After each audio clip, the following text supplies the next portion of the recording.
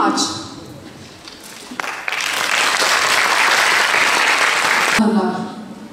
İşte onlar Rablerinden gelen bir hidayet üzeredirler. Kur'an-ı Kerim tilaveti, açılış konuşması. Euzu billahi mineşşeytanirracim. Bismillahirrahmanirrahim. İnnellezîne qâlû Rabbunallâhu thumme istakâmû.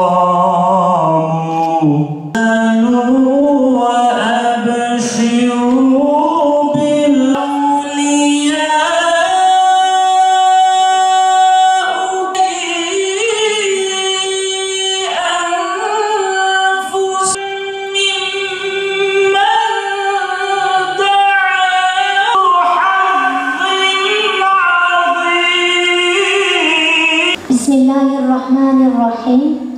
لَقَدِ ابْتَغُوا الْفِتْنَةَ مِنْ قَبْلُ وَقَلَّبُوا لَكَ الْأُمُورَ حَتَّى جَاءَ الْحَقُّ وَظَهَرَ أَمْرُ اللّٰهِ وَهُمْ كَارِهُونَ.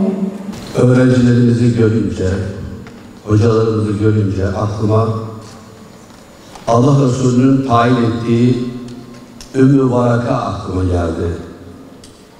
Ümmü Varaka bir mahallede Kur'an'ı anlatan, bugün tam karşılığı olmayan bir mahallenin imamıdır. Ama bu müştekili değil. Hazreti Ayşeler vardır. Hazreti Hafsalar vardır. Birer muallimdir. Acı çeken bir topluma büyük bir motivasyon sağlayan Kur'an'ın o merhamet dolu hitabıyla bir toplum teselli bulmuştur. İslam'la müşerref olmuştur. Bunun en büyük katkısı illaki hanımlar olmuştur, bayanlar olmuştur. En büyük teselliyi Peygamberimize Hazreti Hatice yapmıştır. Şevk Ebu Talib mahallesinde 3 yıl Müslümanları ekonomik anlamda boykot haline getirildiğinde Hazreti Hatice bütün servetini Müslümanlara harcamıştı. Bu fedakarlığı yapan tarihte pek fazla kişiye rastlanmaz.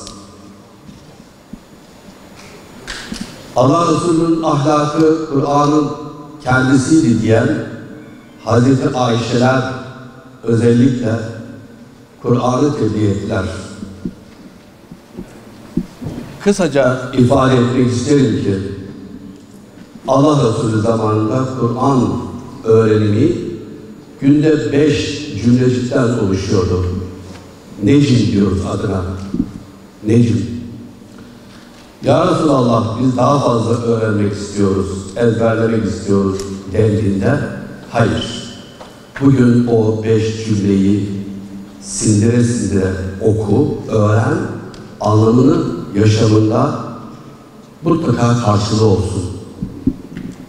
Israr edenlere hayır, günde 5 ayet ezberle.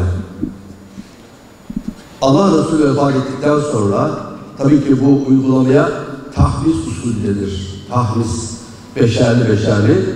İlk Kur'an nüshaları sayfalarında beşer cümle şeklinde olmuştur.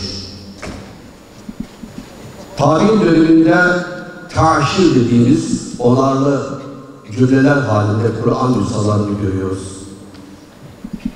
Hepsi de öğrenmeye, hayatı anlamlandırmaya yönelikti. Bugün biz burada Kur'an'ı ezberlemiş olan hafizelerimizi dinleyeceğiz. Onların en büyük arzuları Kur'an'ın emrettiği ödev ahlakına sahip olmak, bir toplum ki acı çeken bir toplumda selameti, barışı ve adaleti ortaya koyan ve Kur'an'ın büyük bir bölümü ekonomi ahlakından bahsediyordu. Anneler çocuklarına sahip çıkıyordu. Çünkü o toplumda insanlar eziliyordu. Bir toplumun imarı dil öğretmekle başlar. Bundan dolayıdır ki hanımların, kızlarımızın hayata kattıkları değerler açısından çok büyük, çok kıymetli katkıları vardır. Kur'an'la yoğrulan bu öğrencilerimizin yeniden yeni bir dünyaya inşallah açılan bu süreçte İmam Hatipler'de yetişiyorlar, Kur'an kurslarında yetişiyorlar. Ama bilinmelidir ki Kur'an'ı anlatmak adına güvenli birey ve güvenli toplum olmaktan yana çok büyük bir ödev ahlakını yerine getirecekler.